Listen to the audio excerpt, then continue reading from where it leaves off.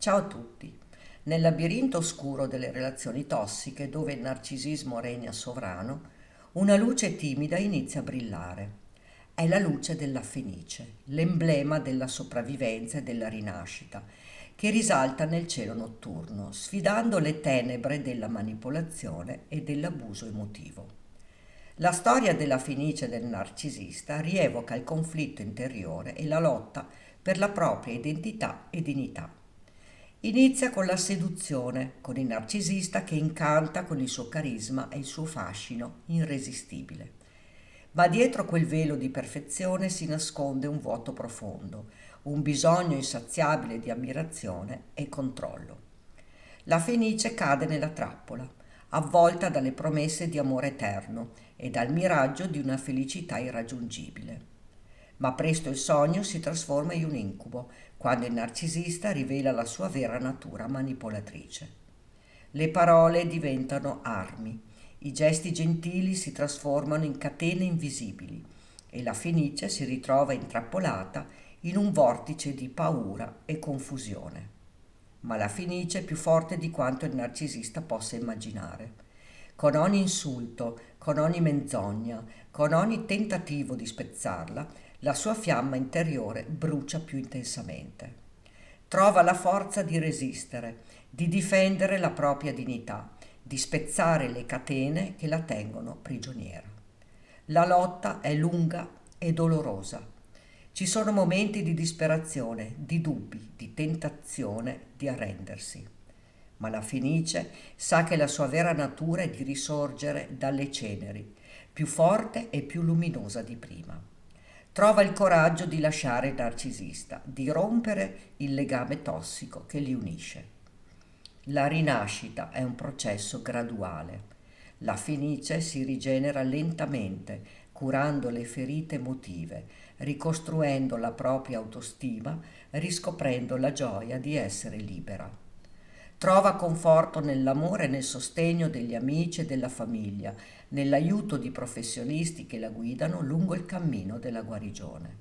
Con il tempo la Fenice emerge completamente trasformata. Non è più la vittima impotente del narcisista, ma una persona forte e consapevole dei propri bisogni e valori. Ha imparato a riconoscere i segnali di allarme del narcisismo, a stabilire confini sani nelle relazioni, a coltivare l'autostima e l'amore per se stessa. La storia della Fenice e del narcisista è l'esempio di trionfo sull'oscurità e di speranza contro ogni probabilità. È una testimonianza del potere, della resilienza umana, della capacità di risorgere dalle ceneri, delle esperienze più dolorose ed emergere più forti di prima.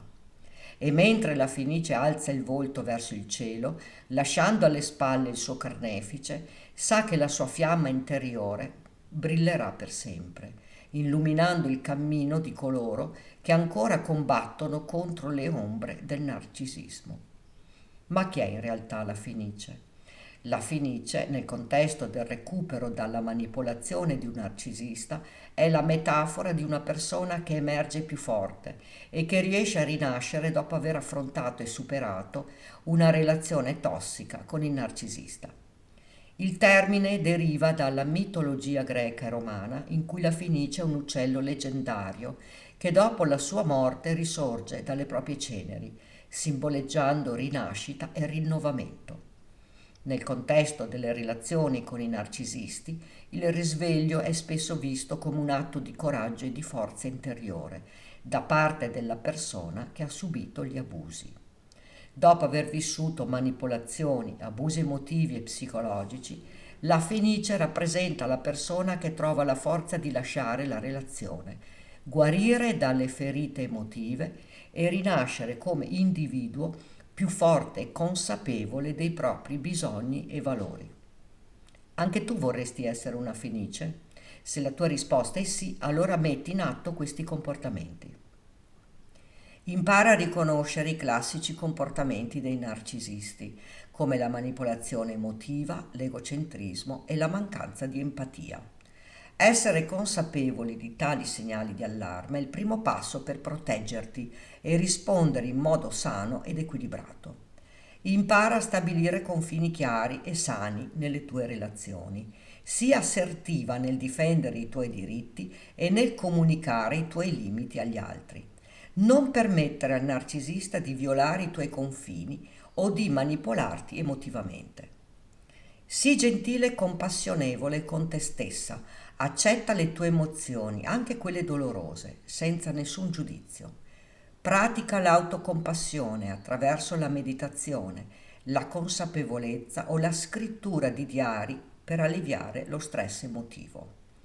Non affrontare il narcisista da sola, cerca il supporto di amici fidati, familiari o di un terapeuta esperto nel settore. Parlare apertamente delle tue esperienze può aiutarti a elaborare il trauma e a trovare strategie per affrontarlo. Ogni giorno dovrai dedicarti del tempo per prenderti cura di te stessa. Pratica l'autocura attraverso attività che ti diano gioia e soddisfazione, come lo sport, l'arte o la lettura.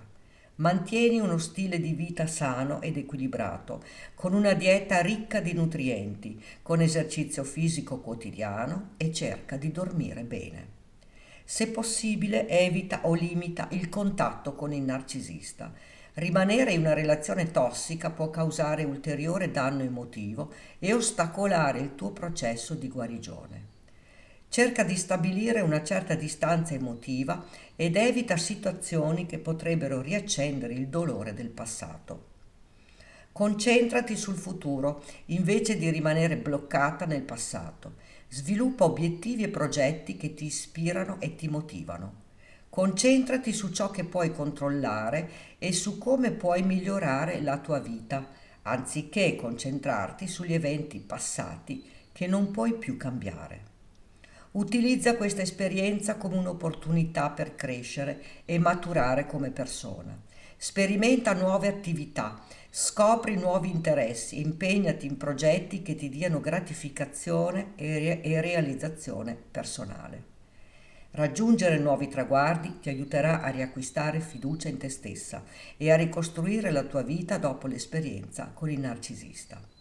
Mantieni un senso di consapevolezza costante sulle dinamiche delle relazioni e sui tuoi bisogni emotivi.